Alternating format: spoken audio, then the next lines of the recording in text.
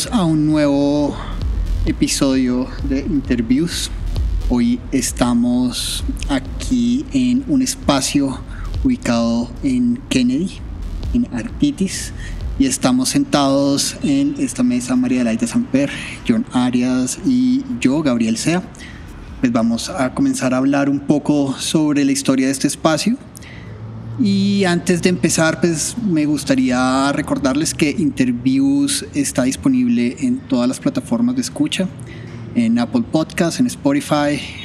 Y yo también quisiera comentar que nos hemos demorado mucho en sacar este nuevo episodio y que estamos haciendo un intento por organizarnos un poco mejor y poder estar sacando nuevo contenido por lo menos cada 3 semanas. Ese sería el plan. Si lo logramos, lo ideal sería cada 2 semanas. Vamos a ver, y gracias por la paciencia y pues no nos abandonen por favor, no nos abandonen, seremos más constantes. Bueno, y mientras que salen los episodios, les recordamos que tenemos otro podcast hermano de Interviews que se llama Extra, que ese tiene una periodicidad un poquito más rápida, y también lo pueden encontrar en nuestro perfil de Instagram, el link, o pues en su plataforma favorita de escucha.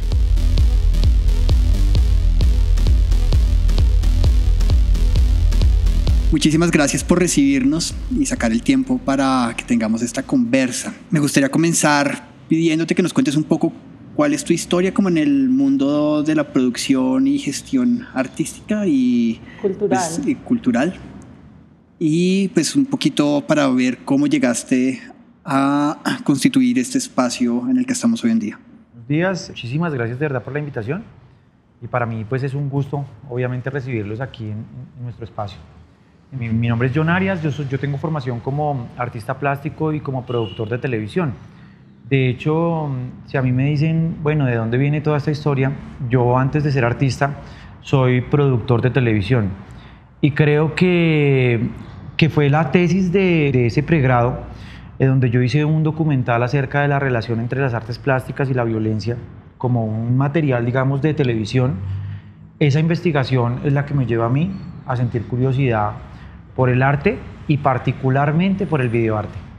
Entonces una vez entro yo a la escuela, como que la escuela de artes plásticas se vuelve como un lugar de experimentación acerca de formatos no comerciales de video y toda esta historia, pero obviamente cuando voy llegando al final de la carrera, llego y empiezo ya, como yo ya había estudiado otra carrera antes, pues tenía ya 27, 28 años, y uno dice como, venga. Sí,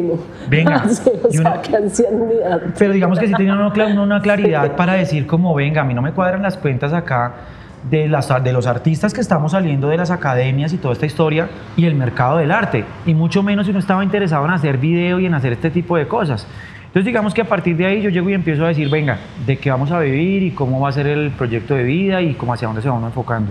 Es ahí cuando yo decido ya al finalizar la carrera hacer como un par de materias relacionadas con la pedagogía artística, que en ese momento las ofertaba lo que hoy día es la maestría de educación artística, en ese momento la especialización. A partir de ahí decido hacer como proyecto de grado Artitis Digital, una página web donde hay unos pilares básicos, que es un pilar de pedagogía, un pilar de experimentación, un pilar de hacer en vivo, de hacer streaming, porque en esa época ya se podía en el 2009, y una parte que era una galería virtual de arte. Entonces inicialmente eso es lo que yo llamo la etapa 1 de Artitis, que es donde conceptualmente se plantea todo el proyecto.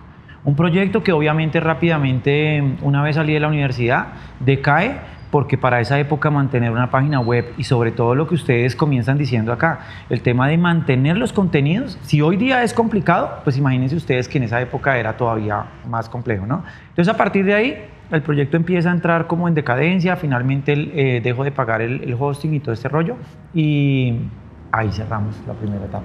¿Y en qué momento, digamos, cierras esa página web, esa primera etapa? Yo creo que cuando empieza eso, ¿no? Empiezo a tener la necesidad de trabajar, empiezo a ya generar un proyecto de vida. Pero digamos en el tiempo, o sea, porque empezó como 2009. Esto fue 2009, por ahí hasta más o menos, yo lo tuve que, no, rápidamente eso se cayó. O sea, eso prácticamente quedó como para presentar la tesis, para poderme graduar.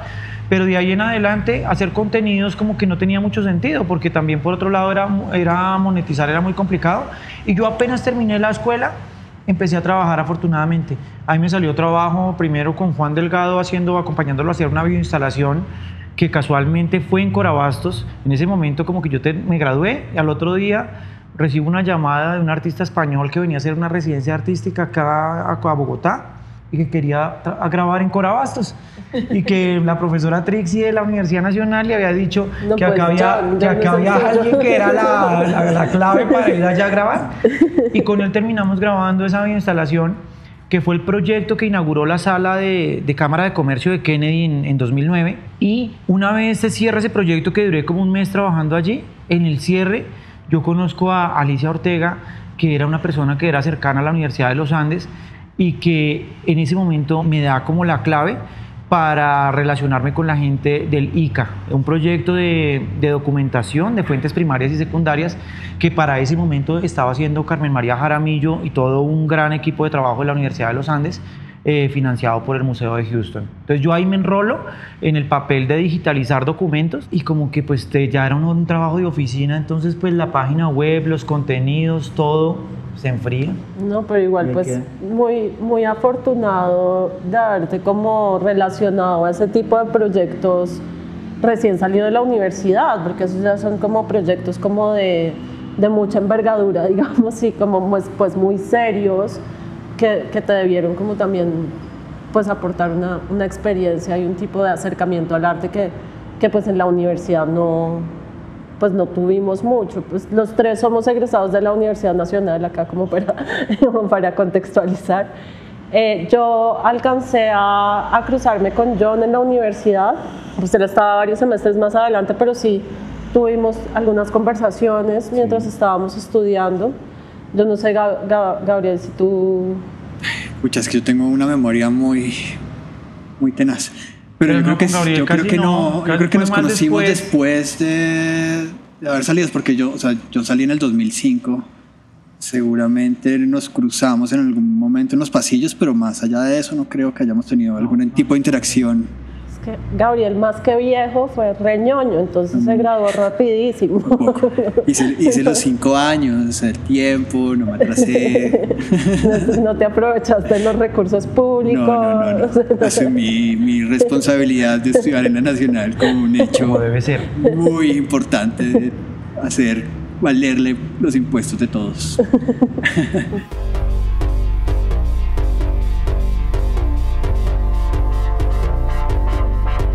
¿Te dedicaste siempre, o sea, hiciste un salto como de la universidad a la gestión, o tuviste algún periodo de creación y hacer como obra como personal? Yo creo que eso es una muy buena pregunta, Gabriel, porque al final yo termino siendo gestor por necesidad. Es decir, a mí me interesaba hacer cierto tipo de proyectos en los cuales difícilmente un día iba a recibir una invitación para hacerlos. Entonces, pues básicamente fue así como empecé a gestionar. Ahí trabajé, sí, lo que tú decías, María Laura, creo que para mí fue una escuela increíble ese paso por el proyecto ICA, porque yo comienzo digitalizando los documentos, pero termino escribiendo de videoarte, de arte y pedagogía, y también de arte y violencia. Hay algunos documentos reseñados por mí en esa gran plataforma, que invito por supuesto a la gente que nos está escuchando a consultar, porque hay unos documentos divinos ahí. ¿Tú sabes si eso es lo que hoy en día es el BADAC? No. Esto es otro proyecto. Esto es un proyecto que se llama así, ICAA, del Museo de Arte de Houston, que ocasionalmente en el Instagram de ellos ponen algunos de estos documentos, y que fue un proyecto además muy ambicioso porque se replicó en 12 países de Latinoamérica, haciendo la documentación de fuentes primarias y secundarias de todo el siglo XX. Acá nosotros, el equipo de Colombia, mandó aproximadamente 1.200, 1.250 documentos reseñados de distintísimos investigadores. ¿Y la investigación era exactamente sobre qué? Fuentes primarias y secundarias, documentos clave, manuscritos, ¿pero sobre algún tema en específico? No, era documentar artes plásticas en Colombia. Artes plásticas en Colombia. En Colombia, Fuentes siglo primarias. XX. Nosotros acá comenzamos unos años antes con la fundación de la Escuela de Artes Plásticas de la Universidad Nacional, y nos fuimos como hasta 2010 aproximadamente. Entonces digamos que para mí eso sí me cambió la idea con relación al tema del acercamiento al arte, porque ahí empiezo yo a relacionarme también con lo histórico y con entender las cosas de otra manera. Por ejemplo, fíjate que a mí como que fue que una cosa me llevó a otra. Entonces, por decir algo, para responder tu pregunta, Gabriel, cuando yo trabajé con Juan Delgado en Corabastos, pues para mí esto era un sueño, porque era volver a Corabastos, ya no en la calidad que yo había ido, que era a vender frutas o arvejas, que era con lo que trabajábamos con mi papá, sino ir como artista. Entonces de repente un día me vi en la madrugada grabando con un dolly, con un portajeep y con una cantidad de recursos increíbles, lo que era para mí como la cotidianidad. Entonces para ese momento yo tenía una idea que ha sido como el proyecto de mi vida, mejor dicho, que era el proyecto de hacer unas fotografías que partían de lo documental en Corabastos, pero que yo quería alterar la escena documental poniendo a posar a la gente basada en cuadros del Renacimiento. A mí se me vuelve una obsesión hacer eso, y era una obsesión que yo quería que el proyecto circulara allá en Corabastos, porque yo en la época de estudiante había hecho esculturas de tusa de mazorca, había hecho unas intervenciones en la Biblioteca Central con hoja de cebolla larga donde puse a llorar a toda la gente que estaba investigando ahí todo el rollo, y había hecho muchos trabajos relacionados como con eso, con esos tipos de materiales, pero yo no había logrado, digamos, como configurar un proceso creativo así como sólido, digamos, con eso. Este proyecto de Gente de Corabastos es muy importante porque fue el primer proyecto que inicialmente se exhibió acá en Artitis. ¿Por qué? Pues porque esa ha sido la historia de Artitis. A mí me ha tocado acá ser artista, curador, gestor, montajista, aseador, absolutamente todo. En ese proyecto que nos ganamos en ese momento no nos daban dinero, sino nos daban era materiales. Para justificar los paneles que aún día tenemos hoy acá, teníamos que hacer una exposición. Entonces yo dije, voy a hacer esa exposición de esas fotos que yo quería hacer desde hace mucho tiempo. Entonces mi esposa, que es fotógrafa, me dio la asesoría como fotográfica, fuimos e hicimos las fotografías y fue la exhibición que se hizo acá. Y unos años más adelante, luego logro yo el sueño de poder llevar esa exposición, donde yo ya tenía las imágenes, en una exposición móvil que adaptamos un doble troque en Corabastos, y la exposición estuvo abierta 4 días, 24 horas, para que la gente de Corabastos, la gente que trabaja en las bodegas, pudiera acceder a ver una exposición de arte. Y esto fue un proyecto muy lindo porque el camión se parqueaba en distintos lugares de Corabastos y estaba al lado del camión de la papaya, el camión de la papa o el camión de cualquier producto de Corabastos. Cuando yo hago ese proyecto, yo llego y digo, oiga, si yo quiero seguir haciendo cosas, me toca gestionar, me toca hacer, me toca buscar, me toca activar el espacio, me toca hacer como todo ese tipo de cosas. Por otro lado, también sumado a la parte económica, que a veces, como ustedes saben, de pronto el salario a uno de un solo trabajo no le alcanza a dar para equilibrar su vida económica. Entonces la gestión también se volvió como otra salida para poder completar como el mes, mejor dicho. Y a partir de ahí, digamos que empieza, digamos, como ese camino en el cual yo también hoy en día lo veo como un acto creativo. Para mí la curaduría es un acto creativo, la gestión es un acto creativo y, por supuesto, hacer arte también es un acto creativo.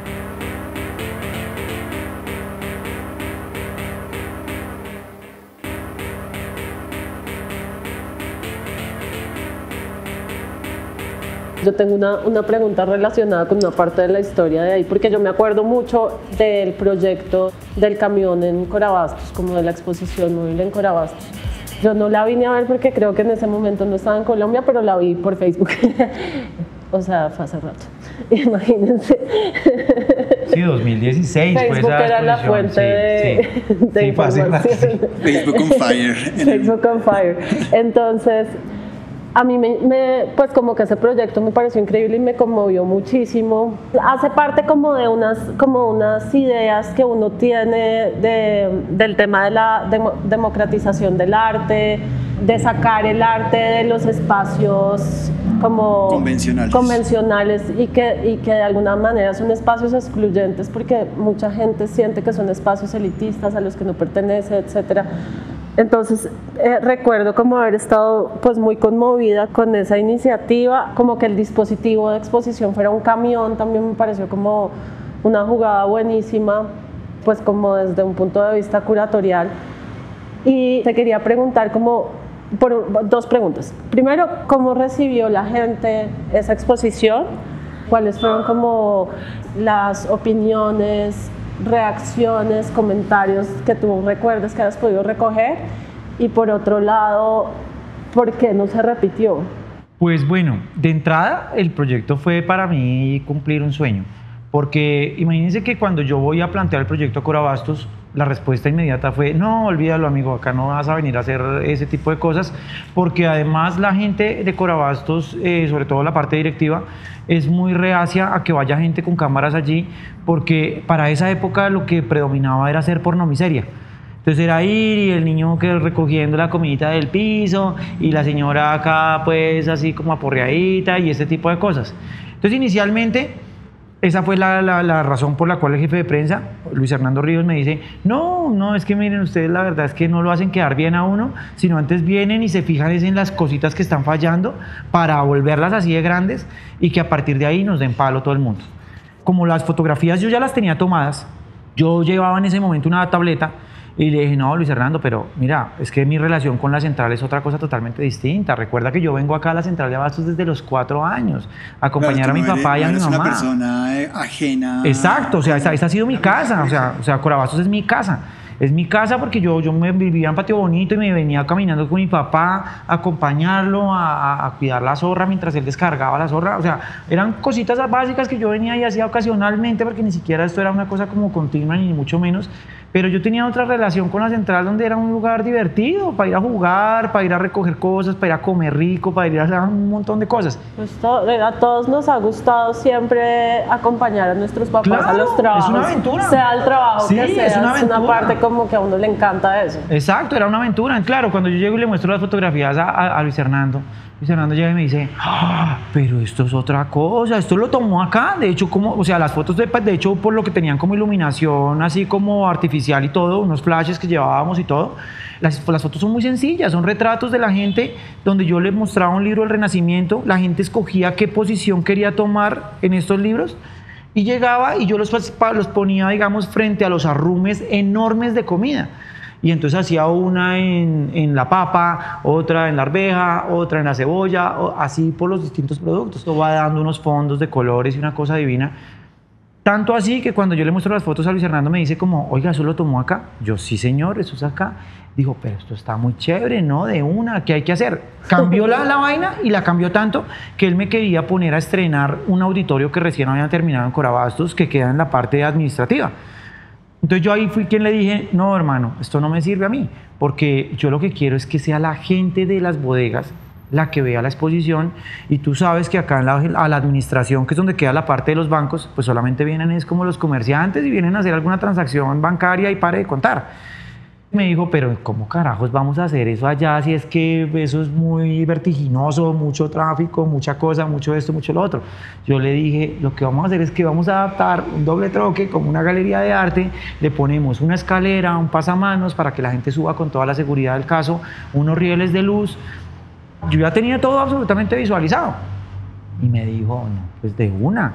Y aparte de eso, me había gestionado un presupuesto con una beca acá local que les había encantado el proyecto, y con esa plata hicimos ese proyecto. Entonces digamos que a partir de ahí fue muy bacano, porque por ejemplo empezaban a pasar cosas como que, primero que todo, mucha gente que vio la exposición era la primera vez en su vida que veían la exposición.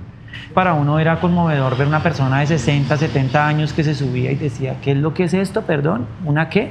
¿Una exposición? Y miraban el asunto. Pero por otro lado subían pelados que llegaban y se parqueaban frente al camión y sudando acá así de descargar el camión del lado, se paraban y generaban alguna conversación con respecto a lo que estaban mirando. Pero luego por otro lado yo creo que lo más taquillero de todo el tema fue subir al camión, ver la exposición y verse a ellos mismos, porque lo más bacano era que, por ejemplo, llegaba y decía alguien: ay, mire don Pacho, el de la patilla, mírelo acá, y pues pucha, este viejo cachetón, mírelo tan bacano que salió, ¿sí? Y ahí era la magia completa, porque aparte de todo lo que se estaba llevando era absolutamente reconocible para ellos, y era una cosa en la cual la mediación no tenía que darse, que yo creo que son las exposiciones más divinas, donde la mediación es mínima y la gente está entendiendo lo que usted quiere comunicar de una vez con el proyecto. Entonces yo creo que el hit fue eso. Y aparte de eso, imagínense ustedes tener el presupuesto para no poder llegar y que a la salida de la exposición la gente recibiera una agüita aromática, un tinto, una cosa así, como suele ser en una exposición. Y que la gente llegaba y decía como, wow, ¿qué es esto? ¿No? Esto se llama participación cultural. Y la gente como que, oiga, pues muy chévere, chévere que ojalá hagan más proyectos de estos y ese tipo de cosas, ¿no? Claro, además me imagino que el público, aparte, digamos, de ser pues, las personas que trabajan en el lugar, también tenía que haber un público flotante que venía de otros lugares del país, pues que venían a vender productos pues, de regiones apartadas de Bogotá, que digamos, el acceso al arte también es más complicado en estos lugares. O sea, creo que debió haber sido un proyecto bien interesante para la gente, pues, y que lo debió haber visto muchísima gente. Sí, claro, no, esta exposición la tuvo que haber visto en los 4 días por lo menos unas 500 personas. Y eso que miren ustedes que ahí también es donde uno se da cuenta que la gente, por ejemplo, que el tema de la participación cultural es una cosa también tan lejana de verdad en nuestro contexto, que era increíble, pero uno de pronto le decía a la gente como, siga y ve la exposición, y había gente que se quedaba afuera y decía, no, tranquilo, yo desde acá la veo. O sea, como ese miedo a entrar, o había gente que pronto decía, no, ¿qué tal que vayan y por ahí esto sea para estos programas de bromas y me encierren allá? ¿Qué me va a vender? ¿Qué es lo que me quiere? ¿Qué publicidad es esta? Además, sí, el miedo a eso. No, venga, usted, o sea, algo me va a vender usted o alguna cosa me va a querer, sí, usted me va a sacar esto o acá plata. Usted me va a sacar plata por algún lado. Sí, esa desconfianza, ¿no? Que es una cosa como natural locura en nuestro medio, sí. Y que es también lo que hace que la cosa se sienta como un poco lejana, ¿no? Pero yo creo que el proyecto fue un hit porque además, por ejemplo, ya para ese momento yo trabajaba ya como profesor de Secretaría de Educación, entonces para mí ya en ese momento hay una ruta que siempre ha sido la de todos los proyectos que hemos hecho en Artitis, y es que tiene que haber un componente, digamos, de circulación, pero también tiene que haber un proyecto paralelo de mediación o de pedagogía. Y entonces, por ejemplo, en ese momento se nos dio por hacer unos talleres de bodegón, pues como estábamos ahí en la zona, que unos talleres de bodegón. Que venga, me presta una manzana, no, pues, usted páseme este racimo de plátano. Pues imagínense ustedes que de hecho terminamos haciendo un bodegón como con las frutas que se cayeron durante la jornada de la madrugada que estuvimos ese día, pues poníamos así las frutas como rotas, como como esto, acá en el bodegón. Y llevábamos, me acuerdo tanto que llevábamos como 10 tablitas nomás con lápices, diciendo como, la gente que se va a poner a dibujar y no sé qué, y esta vaina en Corabastos, nah. O sea, en ningún momento pensamos que eso fuera a ser como algo agradable para ellos. Que alguien les fuera a copiar, pues. Pues qué sorpresa tan grande nos llevamos cuando, claro, hicimos el taller como en eso de las 10 de la mañana, que ya es el momento frío de Corabastos, donde ya la mayoría de carga ha salido, está la gente más tranqui, está en un momento también como de ocio. Pues esto fue una cosa alucinante, porque me acuerdo tanto que lo hicimos al lado de la bodega de las frutas, la bodega Reina, que se llama allá. No teníamos sillas ni nada, de hecho no habíamos planeado llevar sillas ni nada de esa vaina. Entonces la gente llegaba y cogían los horreros, acomodaban la silla acostada para convertirla así como en bancas, como en esa bodega es donde llega la fruta importada, cogían los cartones de la fruta y decían, venga, páseme un lápiz o un esfero o con lo que sea que yo quiero dibujar. Y de 10 pasamos, no sé, como a 20, 30 alumnos en cuestión de segundos. Y el taller fue una cosa alucinante donde Cristian Garzón, que es mi parcero, mi colega acá de Artitis, se dio una clase súper bonita de volumen, de luz, de esto, de la composición. Y yo guardo todavía hoy día como con mucho amor algunos de esos dibujos que... Hagamos una exposición. Como un par de dibujitos que tenemos de eso, porque obviamente la gran mayoría de gente se llevó su dibujo.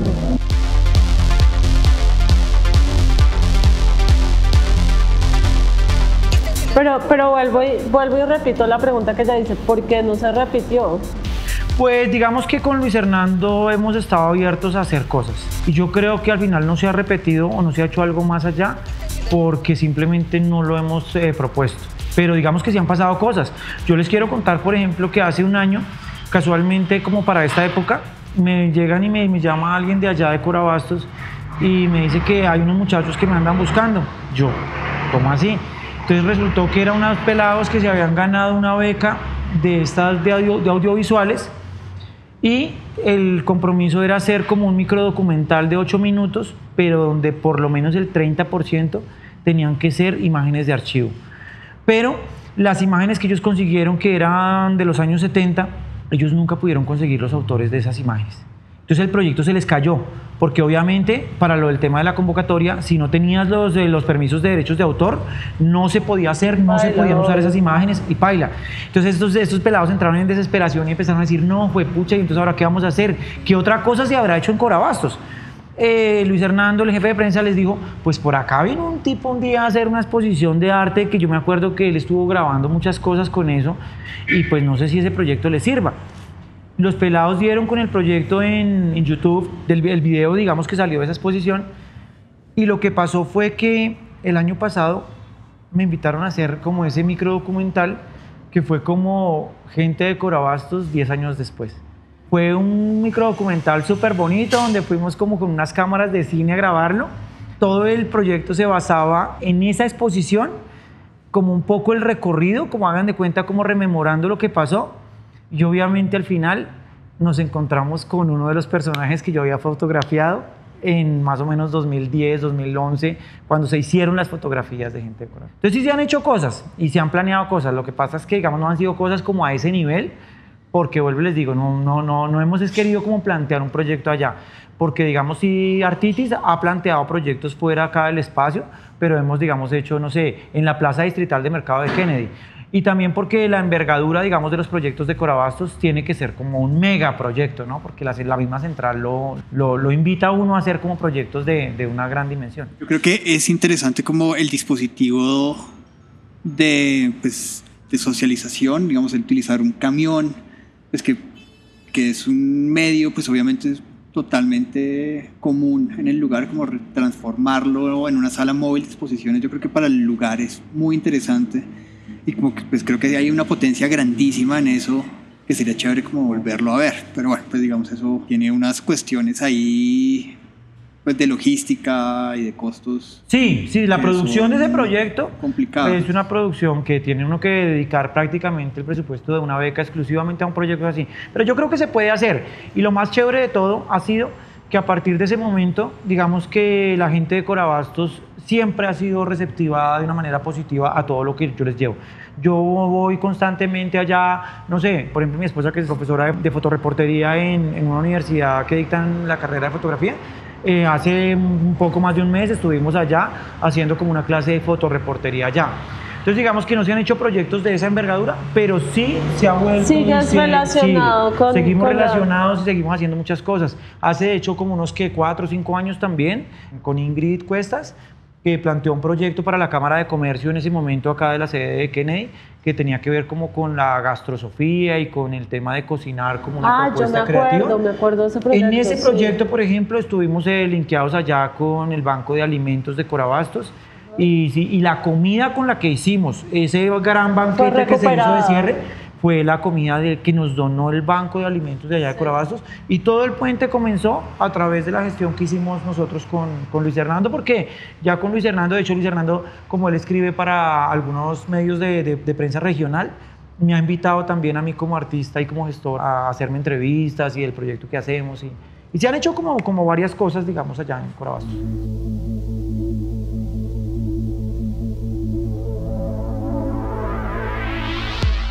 Ahorita mencionaste a tu socio con el que trabajas acá en el espacio. ¿Puedes contarnos un poco quién más está aparte de ti en el espacio y pues más o menos como qué hacen cada uno, a qué se dedican para que esto funcione?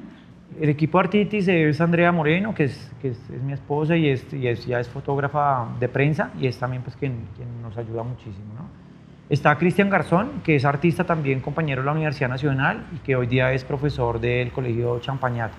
Y yo, la manera como yo he encontrado la sostenibilidad de este proyecto ya en cerca de 10 años que llevamos, pues ha sido como trabajar por proyectos. Básicamente el proyecto recae en mí en un 80%, en términos de la gestión de las convocatorias, escribir, plantear los proyectos. Y digamos que esa es mi manera también como creativa de participar como dentro de todo el proyecto, porque al final como que a mí lo que me ha pasado acá es que un proyecto me ha traído a otro y como que al final todo lo que ha pasado en Artitis ha sido como un capricho mío. Por ejemplo, si yo hago, no sé, una serie de convocatorias acá en el espacio y veo que la gente no está viniendo mucho, entonces la siguiente digo, no, la próxima la voy a hacer afuera. Entonces planteo un proyecto para hacerlo afuera. Y así, voy, vengo, y de esa manera, digamos, como que siempre que hay un proyecto, les cuento, equipo, acaba de salir esto, proyecto es así, entonces los reúno y ellos pues me siguen a mí la corriente y me aportan pues desde su experiencia. También obviamente donde lo que buscamos acá también, por ejemplo, es facultar no solamente la parte de producción de los proyectos, sino también la parte creativa. En la beca Red Galería Santa Fe, que nos ganamos hace 3 años, que para mí fue un proyecto como muy importante, ahí uno de los artistas que estuvo dentro de esa programación fui yo. Y me dio la oportunidad de hacer como una producción serigráfica que yo tenía en mente hacer y que es muy chévere y que hasta en algunos momentos, en algunas becas, por ejemplo, recuerdo una beca de escultura local que nos cuestionaban y me decían, venga, pero ¿cómo así? O sea, usted es el gestor, usted es el director del proyecto y también es el artista. Y yo, pues sí, porque no ve que así es que funciona acá. Y entonces de repente entonces esto se iba como a comités. Entonces, digamos, por ejemplo, el acompañante de la beca le decía a uno, uy, no, pero espéreme, yo pregunto a ver si eso sí se puede. Que yo creo que, por ejemplo, eso ha sido una cosa muy interesante de que sea IDARTES quien está haciendo como el intermediario entre esas becas de escultura local, que es con los fondos locales de las localidades. De las localidades. Entonces, en otro momento, de repente, quien regula esas becas te dice, no, es que no es posible y punto. Pero acá en este caso, el hecho de que sea el IDARTES que acompaña este tipo de proyectos y que sabe cómo funciona un poco el tema de la economía cultural acá en nuestro país y en nuestro contexto, pues obviamente dicen, no, sí, o sea, es que si no es así como...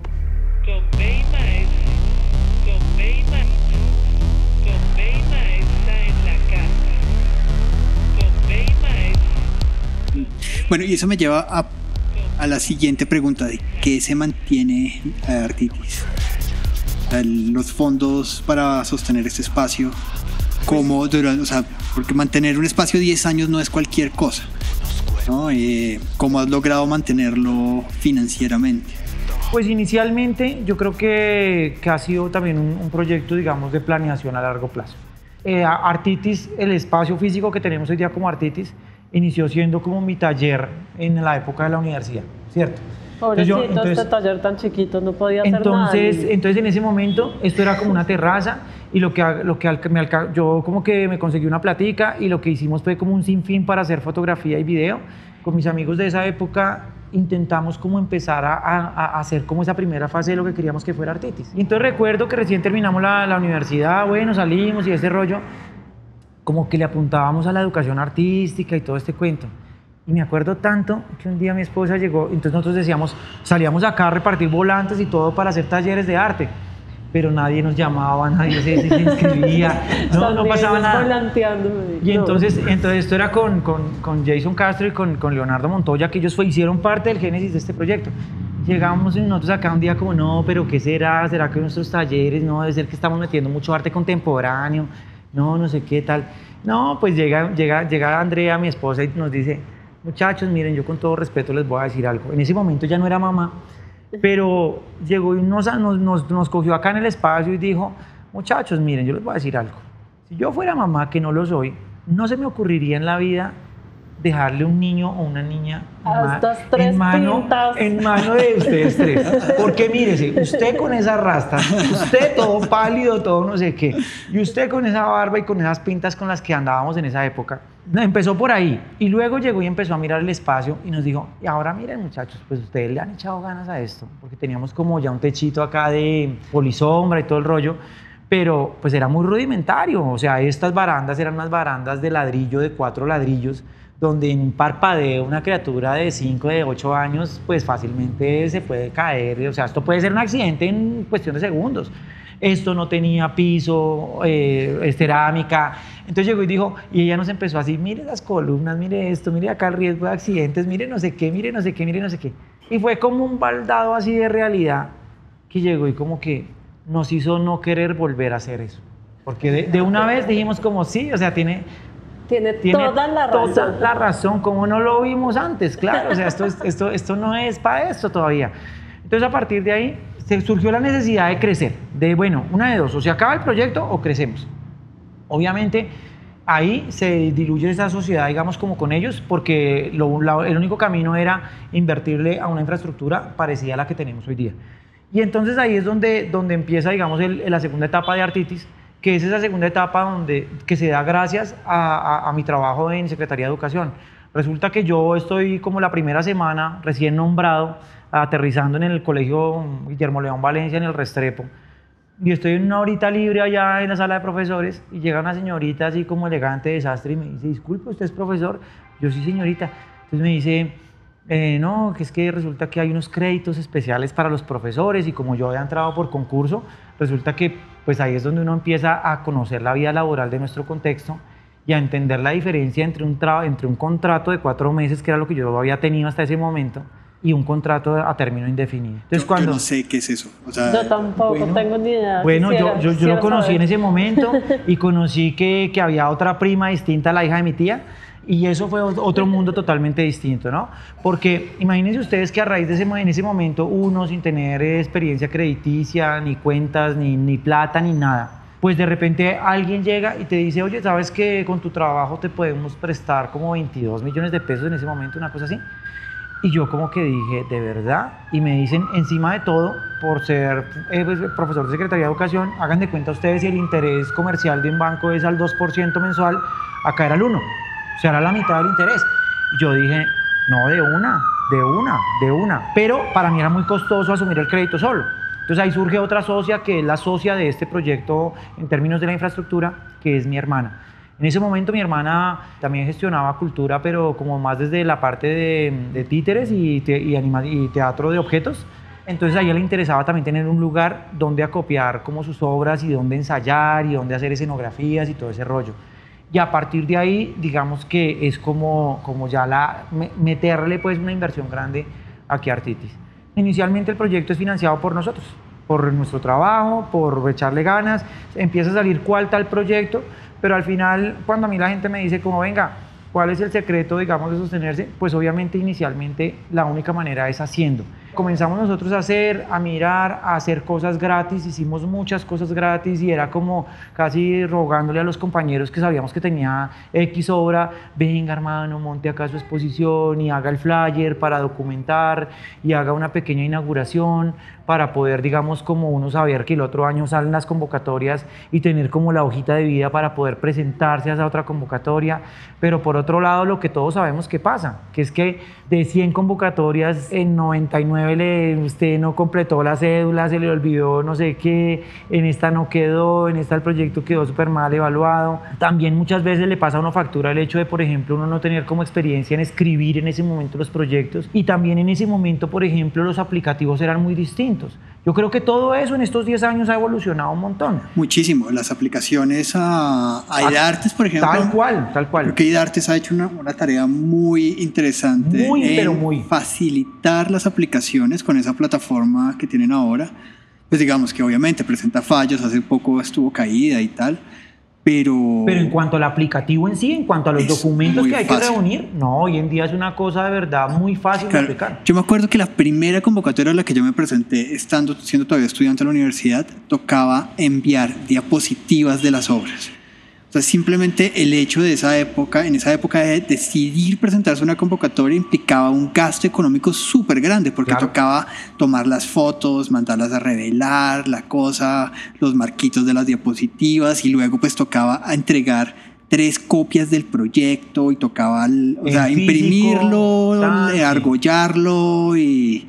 O sea, me acuerdo que eso era un desgaste pues de trabajo y financiero durísimo. En este momento yo creo que el sistema pues obviamente podrá seguir mejorando y tal, pero creo que funciona muy, muy bien. No, hoy en día yo doy fe de eso y ha habido una evolución, digamos, con respecto a eso increíble.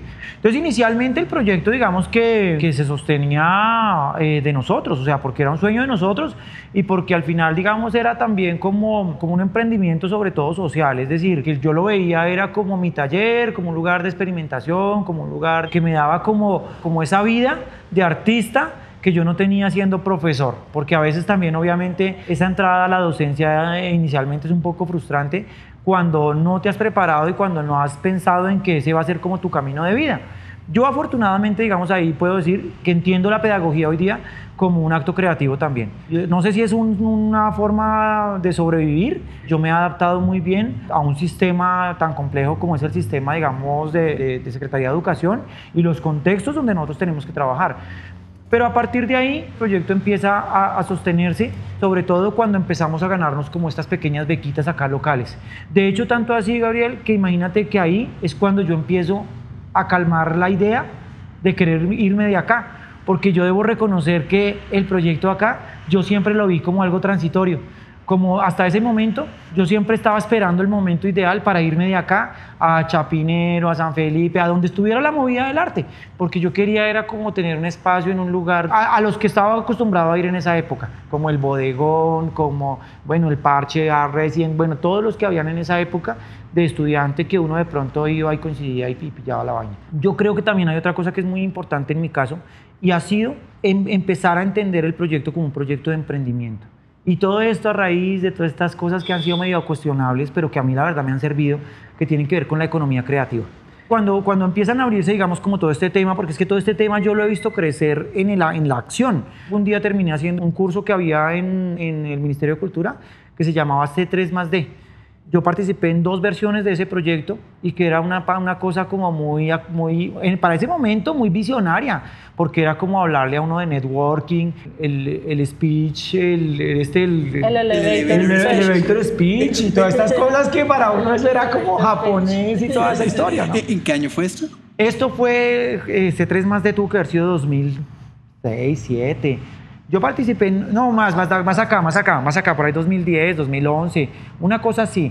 Yo participé en 2 versiones y a mí eso me gustaba mucho porque era como que a usted iba con su idea y allá le daban palo a uno y le daban palo y le decían, no, pero es que eso que estás diciendo no se entiende y si tú quieres comunicar eso no lo estás comunicando. Y por otro lado era gente que no tenía ni idea de nada de arte, a la cual usted tenía que hablarle y como convencerlo y te evaluaban y todo este rollo. Y te daban al final un diploma. Entonces yo como que decía, oiga, no, esto está interesante. De hecho, hace poquito también hice el de emprender con el arte, de IDARTES, que hace convenios, digamos, con instituciones. Este fue un convenio con el Hub de la Universidad del Bosque, que tiene esta maestría de industrias creativas, y que es muy chévere porque le hace a uno entender el proyecto de otra manera. Sí le hace a uno organizarse, por ejemplo, a mí me daba oso acá vender cerveza y eso, digamos, me ayudó a entender que hay que diversificar. La cerveza, y eso es una conversación recurrente en estas charlas, hay que vender cerveza. Y es una de las cosas, si tú me preguntas cómo se financia Artitis, una lineecita de la cerveza. En esos proyectos nos salía la idea de hacer lo que uno veía en otros espacios, porque yo no me he inventado acá nada, de hacer la urna. Y entonces tenemos acá una urna a la entrada y de repente alguien pasa y nos deja 2.000, 5.000 y eso sirve para comprar los materiales de aseo. Hoy día ya Artitis, pues obviamente digamos que tenemos una experiencia en la cual digamos que venimos en una racha en que en los últimos 3, 4 años nos venimos ganando por lo menos 2 convocatorias al año, lo cual nos permite ya tener digamos como un punto de equilibrio más cercano a la sostenibilidad.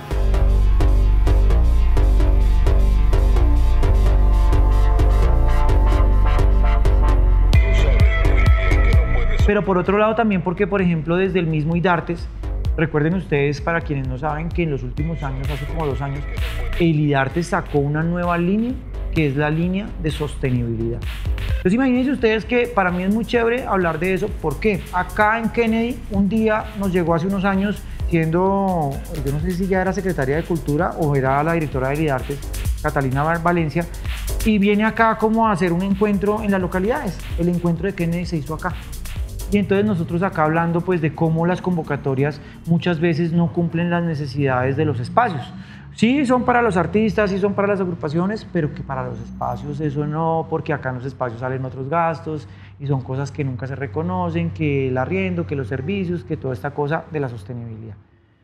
A partir de eso, fíjense ustedes que, y es lo otro que es bacano, que es uno estar también como cercano a esas políticas, que uno a veces cree que eso no sirve para nada. Pero imagínense ustedes que en esos encuentros yo entendí por qué no es posible que en una convocatoria uno pueda pasar una cuenta de cobro del arriendo del tiempo que duró la exposición montada en el espacio. Porque simplemente resulta que si se modifica ese ítem, eso se vuelve como una cosa nacional y así como puede pagarse el arriendo de Artitis durante el tiempo de una exposición, un político podría usarlo para pagar un mes en Cartagena o en no sé dónde, en un apartamento, en otro, o sea, se presta para la corrupción. A raíz de eso, por lo menos uno entiende las cosas, pero también a raíz de eso y de que las instituciones escuchen las necesidades, por ejemplo, surge la línea de sostenibilidad y becas como la de la Red de Espacios Independientes, donde ya de repente son becas que desde la formulación te dicen, mira, vas a poder utilizar el 30% de la beca en algo de infraestructura. ¿Qué necesitas tú para tu proyecto? Obviamente justificado con la naturaleza de tu proyecto. Pero, por ejemplo, yo debo decir que nosotros teníamos acá una fachada divina, que era la fachada de Mondrian, que fue como una de esas primeras intervenciones de gran formato que hicimos acá, y que ya estaba también, pues obviamente había pasado el tiempo y necesitaba así cascadita. Pero gracias a la beca de la Red de Espacios Independientes que nos ganamos hace 2 años, se renovó la fachada con el graffiti que tenemos hoy día. También ha sido como un aprendizaje para poder entender que la sostenibilidad del proyecto no es solamente esperar, digamos, el subsidio o la plata, sino gestionar por un lado, por otro. Hoy día ya el hecho de ser más conocidos también nos permite no solamente vivir de convocatorias, sino también de alquilar el espacio a eventos privados, como los eventos de rap, que han venido siendo también una sostenibilidad chévere para el espacio.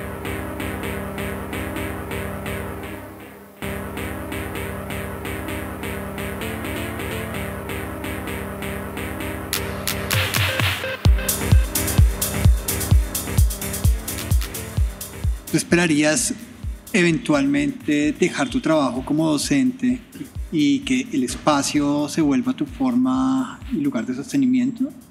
Pues el año pasado lo pensé, porque también llega un momento en el que de pronto sí, la rutina, el tema de no ascender en el escalafón por una maestría que no quiero mencionar, eso también como que se va volviendo frustrante.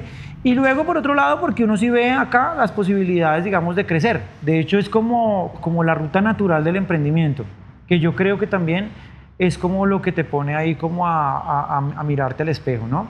Pero por otro lado, pues obviamente mi vida en este momento también requiere una sostenibilidad económica, pues porque tengo mis hijos. Tienes 2 hijos, tengo mis 2 hijos y eso lo cambia todo. Entonces, digamos que también obviamente amo la sostenibilidad de mi proyecto, de mi trabajo como profesor de Secretaría de Educación.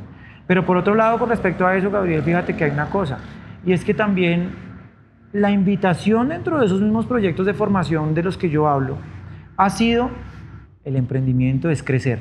Entonces, si hoy día tenemos este piso, la ruta natural es que tengamos en un año 2 pisos, en 3 años 3, y luego todo el edificio, y luego la casa del lado, y así, ¿cierto? Pero eso también es una trampa, porque ese emprendimiento yo lo he visto, por ejemplo, en lugares como Corabastos, que yo he visto gente que ha llegado con una mano adelante y atrás de sus pueblos y hoy día tienen cadenas de supermercados. Pero el costo de eso ha sido su vida, porque no tienen un minuto de tiempo para estar con su familia, no pueden parar una semana para irse de vacaciones, con todo y que tienen la plata para ir a donde quieran. Entonces también, por ejemplo, fíjate tú que con respecto a eso, en la última mentoría que tuvimos acá en Escultura Local, que fue hace muy poco tiempo, el asesor me decía, oye, ¿a dónde quieres llegar con Artitis? Yo me puse a pensar y creo que llegué y me demoré tanto en responderle y le dije, yo creo que yo estoy donde quiero.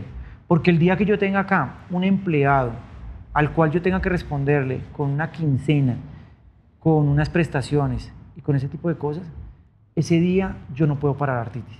Yo tengo que estar mirando qué otro proyecto hago, qué otra beca, qué cosa sale, qué convenio, qué contrato, qué vaina, qué esto, qué tal. Y yo creo que también la otra sostenibilidad de Artitis ha sido que todo lo que se hace acá tiene el amor que le da a uno el hacer las cosas con gusto y por el arte.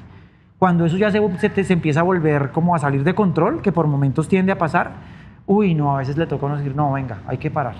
Y yo creo que en este momento me gusta mucho el punto donde está Artitis, porque también me doy el lujo de poder parar.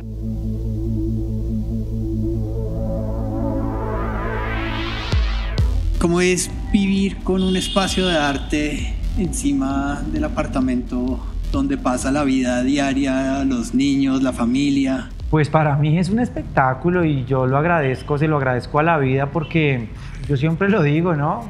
Yo a la edad que tienen mis hijos vivía en unas canchas de tejo, como que en Patio Bonito, y creo que el ambiente pues era obviamente también muy bacano, pero era algo muy distinto. Entonces digamos que acá yo creo que eso es lo otro, Gabriel, que la riqueza y lo que me hace a mí millonario con este proyecto. Y es como esa riqueza de, por ejemplo, cosas tan sencillas pero tan especiales, como que, por ejemplo, cuando arrancó la pandemia, en todo ese tiempo que tuvimos que estar encerrados, a mí me cogió esa pandemia, ese arranque de la pandemia con una exposición acá. Entonces imagínate tú que mientras todo el mundo estaba encerrado en su casa, yo estaba en mi casa, pero podía subir a tomarme un café con mis hijos, a jugar acá, a dibujar un rato en medio de una exposición de pintura que teníamos en ese momento. ¿Qué tenías en ese momento? En ese momento teníamos una exposición de William León, un artista acá local. Yo a él lo aprecio mucho porque ha sido uno de esos artistas que simplemente nos conocimos un día que me golpeó la puerta y me dijo como, venga, yo tengo muchos cuadros que quiero exponer y me gustaría hacer una exposición. Y yo le dije, déjeme ver, y la hicimos. Y ya, hicimos la exposición inauguramos, a los 15 días nos encerraron a todos y yo me quedé con esa exposición acá. Pero luego con tan buena suerte que, por ejemplo, en esos momentos que todo el tema de la cultura empezó a pasar aceite con todo el tema de la economía tan dura que se puso, salieron estas becas como de auxilio a los artistas y a espacios independientes, porque en ese momento empezó a cerrar mucha gente los espacios y casualmente sale como una vaina de esto de un fondo de emergencia de unas convocatorias que salieron así de la noche a la mañana, y había, me acuerdo, una que decía como, haz tu video de un espacio de arte independiente, y yo, o sea, es como que me están hablando. Entonces yo me acuerdo que ahí mismo cogí el teléfono, subí y empecé a grabar acá la exposición y yo hablando de cómo era Artitis, y el video todavía está ahí en la página de Idartes en Casa, y me gané esa convocatoria, que fue también como un baldado así de agua, de descanso acá al rollo también económico de Artitis. Es un lugar que también yo lo entiendo como un emprendimiento económico, sí, pero también sobre todo como un emprendimiento social. Y entenderlo de esa manera hace que yo ya lo vea sostenible, sin necesidad de tener pase lo que pase, sí. Sí, o sea, a pesar de no tener de pronto unos ingresos económicos que me hagan pues millonario. Es decir, al día de hoy, yo siempre lo digo, sigue siendo más rentable para mí tener esto acá como un satélite de jeans o de camisetas o alquilarlo para algo así, que hacer exposiciones de arte. Pero digamos que a mí me da más felicidad, obviamente, hacer lo que es. Gabriel pregunta siempre eso de, ¿usted ha pensado dedicarse solo a su espacio, solo a su cosa?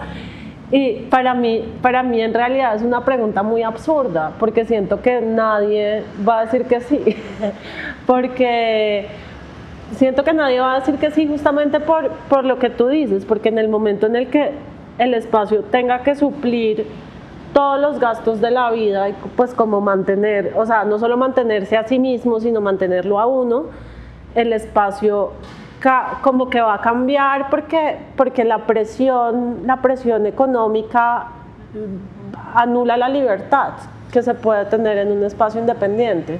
O sea, ya pensando en empleados y etcétera. No, pero fíjate que al respecto, bueno, lo que pasa es que yo tengo un empleo muy particular, que es un empleo de estos que ya no existen, que es de una sostenibilidad. Sí, pues un a largo contrato a plazo, término indefinido. ¿sí? Y es por eso. Pero te cuento que donde yo, por ejemplo, fuera profesor de cátedra de una universidad, como muchos colegas que tienen contrato a 4 meses y te liquidan a los 4 meses, te lo juro que yo me dedico solo a esto. ¿Tú Porque crees? yo creo que sí, o por lo menos no tendría mucho problema en tomar la decisión, porque fíjate que yo acá día por día también le veo mucho potencial a estar acá. Es decir, o sea, por ejemplo, también el tema de tener que salir ahorita para el colegio es lo que no me permite, por ejemplo, tener una escuela de arte más formal acá. Porque si no, yo podría, por ejemplo, acá nosotros estamos en medio de aproximadamente 4 colegios. Y la gente me ha empezado a preguntar a mí por un proyecto de pedagogía artística acá en el espacio. Ahora, por ejemplo, hay otro tipo de mercados que son muy interesantes, y es, por ejemplo, el público mayor. Yo acá, por ejemplo, he intentado el tema de la pedagogía artística, pero siempre enfocada a los niños. Hay un público mayor que también está ávido de hacer cosas creativas y de ocupar su tiempo libre de una manera bacana, y eso también puede ser una posibilidad. Todo este tema de lo que yo les digo de los eventos que venimos haciendo últimamente con el tema del rap, es una cosa muy interesante, les cuento, y es una cosa que, por ejemplo, a nosotros nos ha dado ideas para empezar a gestionar acá el proyecto de una tienda de arte y de diseño. Exacto. También como otra de las ramas del proyecto. Pero es que en ese sentido, justamente, el tema como de algo que más allá de solo ser sostenible, sea, digamos, rentable, implica una Sí. diversificación gigantesca. Eso sí es cierto, sí. Claro. Sí. Sí. Entonces como que no, porque pues normalmente con la gente con la que hablamos tiene como el interés o la intención de tener un espacio para el arte contemporáneo, Claro. de arte contemporáneo. Como que no digamos, hay muy poca, mejor dicho, pues tú eres un caso particular, pero digamos, hay muy poca gente que le interesaría como tener también como un lugar de formación para niños Claro. o para adultos Sí. mayores, o meter entonces también como, bueno, no merch, sí, siempre hay merch porque es como, es algo, pues a todos nos gusta diseñar cositas, yo creo. Pero sí siento como que Artitis y como desde el principio se concibió como un lugar también de pedagogía. Y yo me acuerdo, yo no sé si todavía lo haces, pero yo me acuerdo que hace un tiempo en Artitis los fines de semana había siempre talleres para niños, como talleres de pintura y esas cosas. ¿Eso todavía está pasando? Pues digamos que siempre que hay exposición o que tenemos algún proyecto en línea, siempre hay alguna actividad cultural el sábado. Digamos que respecto a esa propuesta, eso también se ha mutado, porque por ejemplo también nos dábamos cuenta que hacer como una propuesta de educación artística muy ortodoxa o muy de taller, así como lo conocemos, se volvía como aburrido para la gente. Entonces, por ejemplo, cuando es en el marco de un programa de formación, que la gente lo está buscando y que la gente lo está esperando, es válido. Pero cuando es una actividad de mediación, de que acompaña un proyecto, se vuelve aburridísimo. Aburridísimo. Porque de repente tú como mamá, que quieres venir a ver una exposición y a desconectarte un poquito de la cotidianidad, te obligan a estar en un taller 2 horas y como que eso se vuelve súper harto, súper mamón. Es que es difícil. Entonces digamos que a partir de eso también eso ha sido el aprendizaje que hemos tenido nosotros acá con el espacio y ha sido ¿Y como como ser más flexibles, ¿y ¿no? qué estrategias de mediación has desarrollado como a lo largo de los No, años y de la hemos experiencia? hemos hecho choripán con cerveza como actividad de mediación, hemos hecho conciertos, Botellas. hemos Juguemos a la botella. hecho como el de qué día que estuvo buenísimo, hemos hecho conservatorios, que eso fue muy bacano también, y sí nos dinamizamos a todo eso, o sea, nos dinamizamos a proyecciones o a venir a escuchar paisajes sonoros, que es básicamente venir y acostarse y quedarse como contemplando las posiciones como que invita a eso, cosa de que la actividad sea una actividad, digamos, de 10, 15 minutos, y de ahí para allá se puede extender hasta donde la persona quiera. Digamos que con relación a eso también hay toda una búsqueda y un interés, pues obviamente porque yo soy profesor también. También, por ejemplo, yo me doy cuenta que a veces, digamos, si usted quiere matar algo chévere, llévelo al salón de clases y ahí muere, ahí muere. O sea, usted lleva una cosa de verdad como bonita de querer transmitirle a los pelados y lo lleva al salón de clase y a veces de verdad no se da cuenta cómo uno mismo llega y ahí queda. Entonces, como que en ese sentido... O sea, hay que hablarles únicamente del capitalismo en el salón de clases, a ver si logramos matarlo de una vez por todas. Sí, eso podría ser, esa sería una buena forma. Todo lo que quieran matar, llévenlo al salón de clase y verá que ahí muere.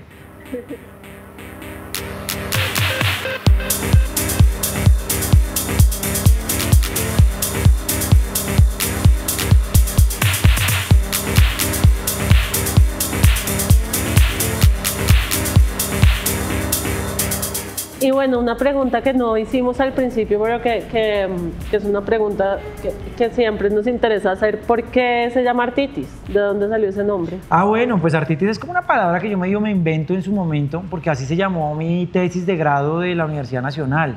De hecho, la página web se llamó Artitis TV, porque en ese momento el dominio TV pues estaba asociado como con la televisión, y yo lo que quería era hacer como un medio de comunicación de las artes plásticas en esa página web que les conté al inicio. Artitis, mucha gente lo asocia con artritis, y yo les digo yo les digo sí, es lo mismo, solamente que acá en vez de que se le inflame la articulación, se le inflama el arte. Entonces tiene que ver como con el arte. Es para ubicarle ahí la glándula, ¿verdad? Entonces, Sí, es como que si el arte se inflama y se expande y se vuelve como una enfermedad que nos contagia a todos y una cosa así.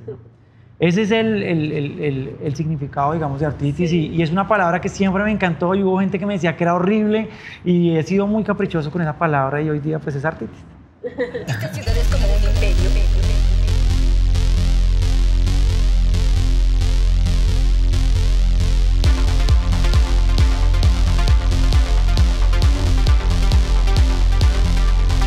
Para mí es difícil porque yo soy así como muy Pues nada, el arte contemporáneo es mi obsesión, digamos.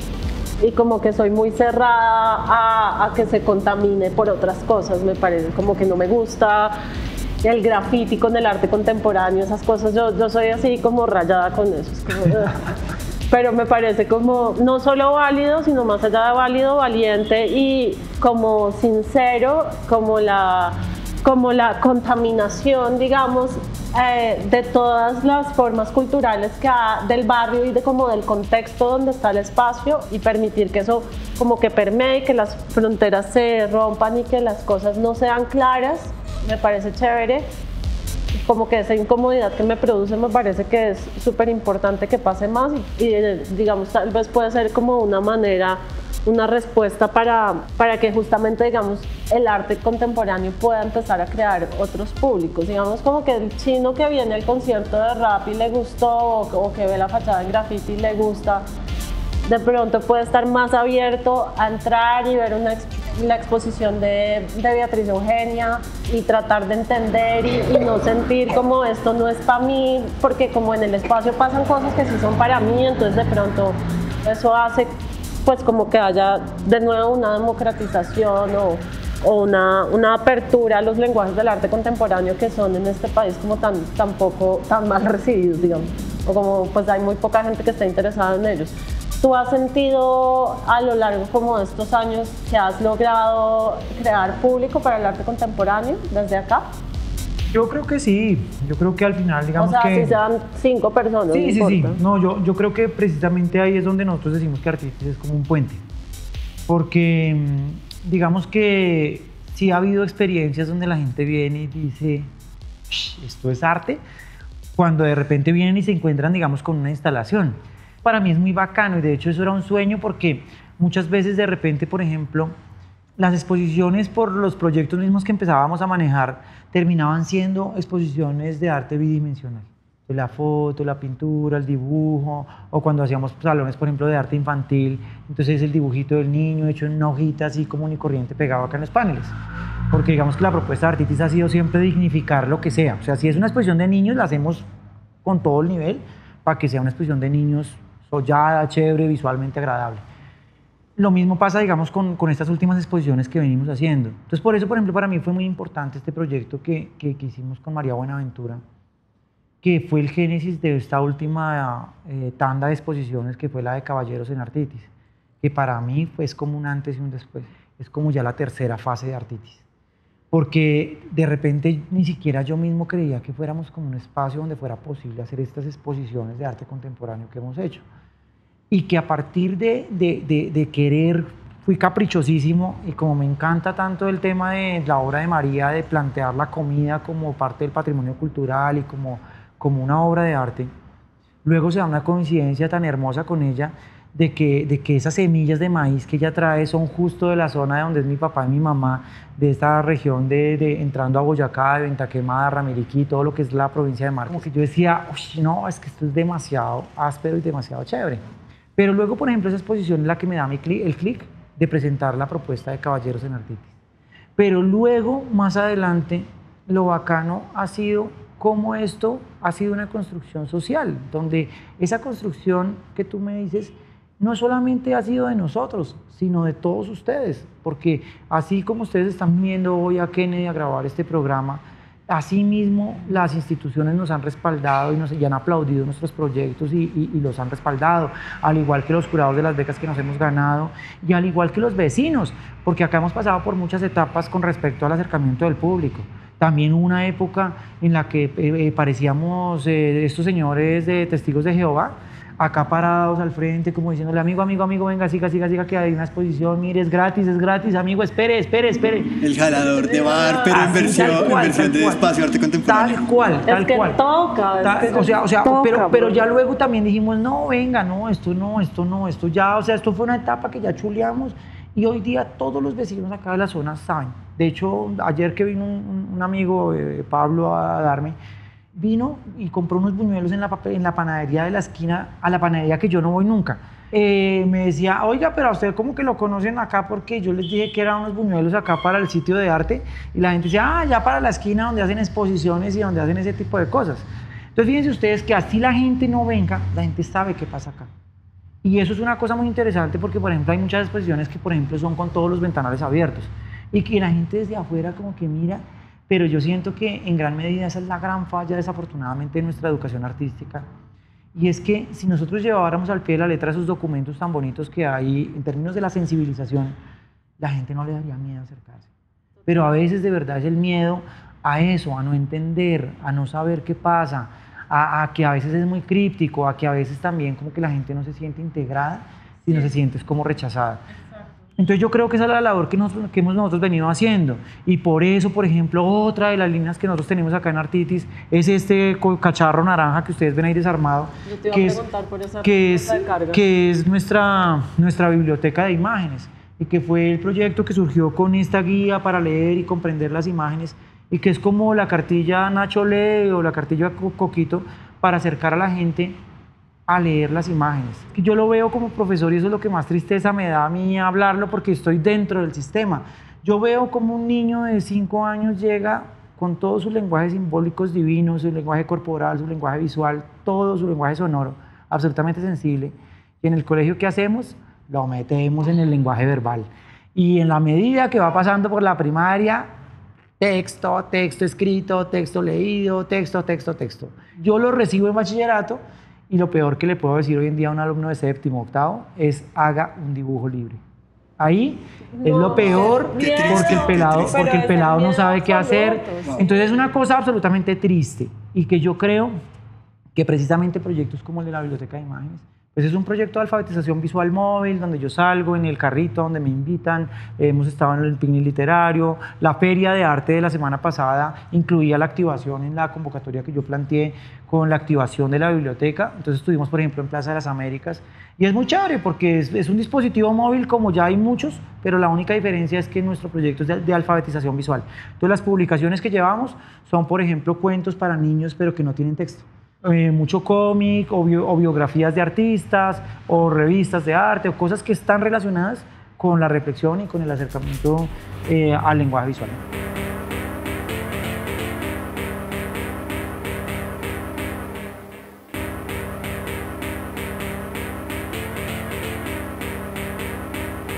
Bueno, ¿y qué viene para el espacio a mediano, largo plazo? ¿Cómo ves el futuro?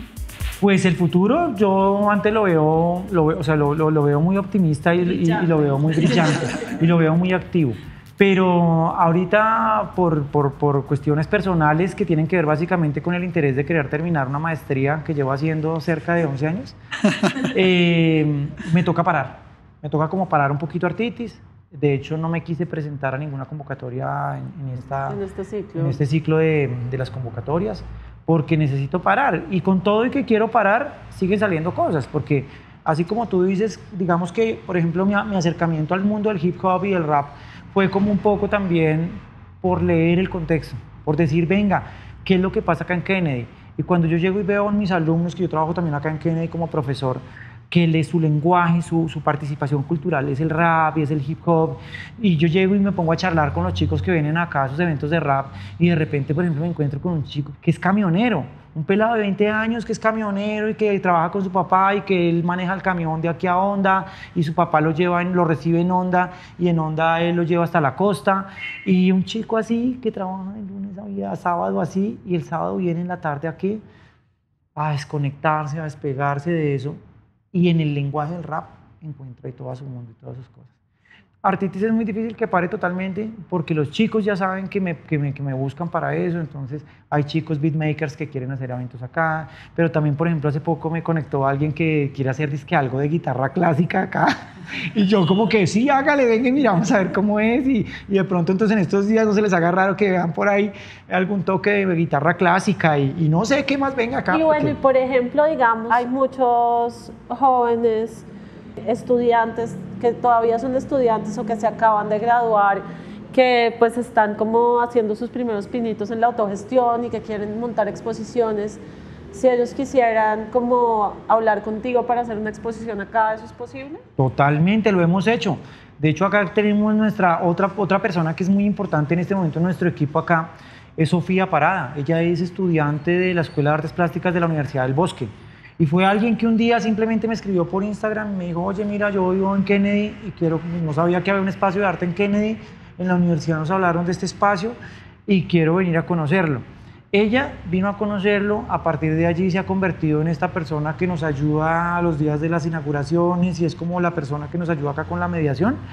Por ejemplo, fíjense ustedes lo bonito de esto, que ella organizó el semestre pasado la entrega de Dibujo 5 aquí de la Universidad del Bosque en este espacio. Entonces fue muy chévere porque fue como la oportunidad de que me decía que no había muchos espacios allá para poder hacerlos, que muchas veces saben qué pasa y es absolutamente triste, que por ejemplo las universidades o las instituciones de repente le pongan problema a los chicos por intervenir los paneles, por pintarlos de otro color o por hacer ese tipo de cosas que yo acá en Artiti les digo, amigos, si necesita pintar todo el sitio de rosado, pues hágalo porque es que eso es lo que se requiere para la exposición. Y de esa manera, entonces, digamos que muchas veces se prestan las condiciones para que los chinos vengan y tengan una experiencia bacana. Con ellos, por ejemplo, fue muy bonito porque a partir de ahí también uno con la experiencia que tiene los va guiando en que hagan cosas bonitas. Entonces, por ejemplo, ellos me decían, John, venga, nosotros queremos alquilarte un día el espacio para hacer la entrega con la profesora. Yo les dije, entonces, bueno, les dije cuánto les podía dejar. Me dice, no, John, ven, rebájanos un poco el precio, no sé qué, Entonces yo les dije, no les voy a rebajar nada. ¿Saben qué vamos a hacer? No vamos a bajar montado. Yo lo que voy a hacer es que les voy a dar 3 días por el precio de uno. Y lo que vamos a hacer es que ustedes van a venir un día exclusivamente a montar. Se van a sollar el montaje. Y van a venir ustedes acá con overall a pintar, a echarle ganas a los paneles, a adaptar el espacio y a estar ahí hasta la hora que les dé. Al otro día van a hacer su entrega con la profesora y van a estar en el tema académico y todo el rollo y todo el cuento. Y el otro día lo que vamos a hacer es que vamos a invitar a la familia y a los amigos a que vengan a ver la exposición. Mira, fue un proyecto divino. Ver a los chinos, ver a Sofía con sus papás acá y con sus amigos, por ejemplo, haciendo talleres ellos mismos de dibujo para sus papás, que los papás decían, llevo 20 años sin dibujar, y hacía como 30 años no dibujaba. Entonces, eso para mí es magia pura. Porque además, por otro lado, los papás también, que muchas veces ustedes saben en la época que uno es estudiante, que es como, ¿para qué carajos estudia eso? ¿O qué es lo que usted estudia? ¿O cómo es el cuento? Y tenían razón. Entonces no. Ponga las manos acá. No, pues sí, la verdad es berraco, pero es bonito porque por lo menos de verdad hay un halo de esperanza en un ambiente donde a veces de verdad luego la realidad lo atropella a uno un poquito y le da duro. Entonces, claro que sí, somos un espacio muy abierto a propuestas de todo tipo. De hecho, por ejemplo, hoy día también yo soy más inteligente en generar las programaciones, por ejemplo, de los proyectos que nos ganamos con las becas, y es dejar espacios en blanco para posibles cosas que puedan salir. Por ejemplo, así fue como se dio el año pasado la exposición de Haidar, que fue una exposición divina, que nos han aplaudido muchísimo y que ahí el proyecto es 100% de él. Nosotros solamente pusimos el espacio. Una exposición que él hizo sobre los paisajistas de la sabana, donde vino y llenó acá todo el espacio de césped real, que eso fue una aventura completa, llenar este espacio de césped real, cuando llega la volqueta acá al frente y nos descarga 200 metros de césped y empezar a subirlo y empezar esa aventura. Pero esa exposición, que fue una instalación divina de pintura que hicimos acá, que duró 15 días, se dio gracias a que simplemente Haidar me contactó y me dijo, mira, me acabo de ganar la beca para artistas emergentes del Ministerio de Cultura y necesito un lugar sollado donde poder hacer mi proyecto. Yo le dije, hermano, pues venga y nos conoce, a ver qué pasa. Y fíjense ustedes cómo es la vida bonita, que Haidar, que vive en Sogamoso, por Instagram llega y me dice, hermano, yo vivo muy lejos de Bogotá, yo no tengo la posibilidad de ir hasta allá a verlo. Pero con toda seguridad, si allá expuso mi profesor Humberto Junca, creo que a mí también me va a servir.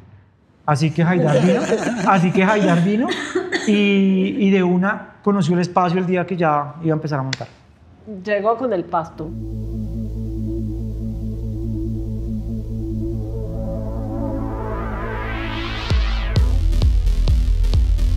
Bueno, yo creo que hemos dado una vuelta interesante. ¿Hay algo más que quieras contar? No, yo creo que invitarlos a entendernos como un ecosistema. Creo que nos hace falta mucho entendernos todos de verdad como un ecosistema, y eso yo se lo he aprendido a los raperos.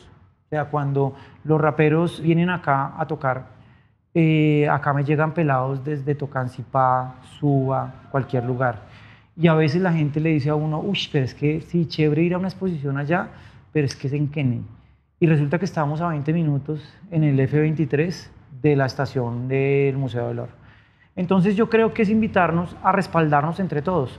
Aquí hacia allá hay otra cantidad de espacios como el movimiento de fotógrafos en Ciudad Bolívar, como la terraza en San Cristóbal, una cantidad de lugares que le están apostando al arte, que le están apostando al arte contemporáneo y que es absolutamente clave que entre todos los apoyemos con la asistencia, se vuelve una cosa chévere. Lo hablábamos la vez pasada con Carlos Bonil, que se animó a venir acá para la inauguración de la exposición de Beatriz Eugenia, y me dijo ese día como, oiga, no, y salimos a darnos una vuelta por el barrio, y muy chévere porque terminamos como en un bolirrana, tomándonos una cervecita y como que viviendo la ciudad de otra manera. Yo creo que la invitación es a eso, porque de verdad que en la medida en que nos entendamos de esa manera, es como se va logrando poco a poco esa anhelada sostenibilidad entre todos. Entonces invitarlos a eso, invitarlos también a que tenemos la guía para leer y comprender las imágenes en Instagram, si la quieren descargar, si la quieren usar, porque al final también creo que todos tenemos que trabajarle muy fuerte a todo este asunto de la pedagogía y más sobre todo si queremos acercar a la gente, por ejemplo, al arte contemporáneo. Hay un backup histórico muy grande ahí detrás, que obviamente la gente no tiene por qué saberlo, y que en la medida en que seamos como asequibles a eso, a entender que la gente no tiene por qué saberlo, y a ser siempre todos muy pedagogos con relación a eso, creo que a partir de ahí es como vamos acercando a la gente también un poco a la sensibilidad hacia el arte, que yo creo que es lo que necesitamos para hacer esto sostenible, porque de lo contrario nos sobran una que otra carrera de artes plásticas acá en la ciudad. Y no solo para hacer los espacios sostenibles, sino yo creo que nuestra para cultura, nuestra sociedad claro, necesita reconectarse con las prácticas artísticas. Y nosotros como gestores o artistas, curadores, lo que seamos, necesitamos que la gente venga a los espacios, porque, bueno, por un lado sí es muy importante que seamos más abiertos a movernos por la ciudad, o sea, y de verdad ir hasta San Cristóbal, ir hasta Ciudad Bolívar, venir hasta Kennedy, etcétera, apoyar todos los espacios entre nosotros, los gestores, los artistas, los, digamos, actores del mundillo del arte o como se quiera llamar, pero también necesitamos más público, porque es muy frustrante también estar solo hablando nosotros con nosotros. No, y sobre todo que para la muestra un botón, y es que un proyecto, digamos, de estos no se cierra únicamente por una cuestión, digamos, económica. Fíjense ustedes que la sala más bacana que tiene la localidad de Kennedy, que es la de Cámara de Comercio de Kennedy, en este momento no está haciendo exposiciones. Y la razón por la cual no se están haciendo exposiciones allá es porque no hay un respaldo del público. Es porque se invierte una cantidad de recursos en una exposición a la cual van 30 personas el día de la inauguración y el resto del mes que dura la exposición no va nadie. Entonces eso también, fíjense ustedes, ahí no hay una razón económica, pero sí es una razón de sostenibilidad, de falta de respaldo. Y se pierden los espacios, digamos, como soldados. John, muchísimas gracias por tu tiempo. Entonces, Artitis, el Instagram, lo están llamando de abajo, pero ya un segundo. El Instagram es ¿cómo? A todas las redes son Artitis TV. Instagram, Facebook, TikTok. La dirección. YouTube. La dirección es acá Carrera 70B. 2B42, estamos muy cerquita de Mundo Aventura. ¡Voy! Estamos muy cerca de Mundo Aventura y de Plaza de las Américas, de esa zona de la entrada de Kennedy, así que de verdad que somos un puente porque hasta ahora comienza, digamos, como la parte del suroccidente de la ciudad. Muchas gracias a nuestros escuchas, a usted señora joven que ha llegado hasta acá. Y pues nada, aquí dejamos este episodio y esperamos volver muy pronto, retomar pronto con nuestra siguiente interview. Chao. Listo, muchas gracias. Tengo que ir por el niño ya.